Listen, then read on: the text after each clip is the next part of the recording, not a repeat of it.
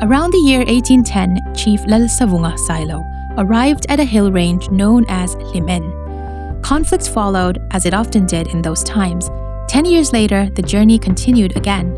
Lalsavunga and his people moved to a land that felt promising and alive. This place, roughly where the Lok Bhavan, the city park and the deputy commissioner's office stand today, was abundant with two plants back then, the Aidu and the Aitia. From those names, a new word was formed, Aizawl. In naming the place, Chief Lalsavunga became Aizawl's first chief. But just as quietly as they had arrived, the chief left with his people, leaving behind only one thing, a name. By the late 19th century, clashes between British colonial forces and Lusei chiefs intensified, and in 1890, Colonel Skinner and Battalion Commandant W.W. Daly entered the region. They found a hill range that had been empty for years, and they saw exactly what the chief had seen, a place of strategic promise, and they immediately set up a military outpost. They meant to call it Aizawl. They couldn't quite pronounce it. So Aizawl became Fort Aizawl, a strategic site, and from that moment onward, the hill was never empty again.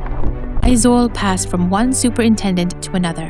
When the North and South Lushai Hills were merged, Aizawl became a district headquarters in 1898. Trade increased, people arrived, commerce followed.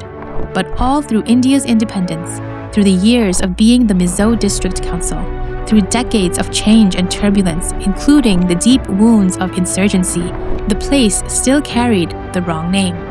It wasn't until 1972, when Mizoram gained Union Territory status and Aizawl became its capital, that the name was finally given back its correct form. Aizawl, a fort built to control the Mizo people, had become the seat of Mizo self-governance, a name that outlasted its founder, survived colonial mispronunciation, and waited for over a century to be spoken correctly. Today, Aizawl moves fast, a marketplace, a meeting point, a city built on steep slopes and steeper ambitions. Managing all of this is the Aizawl Municipal Corporation.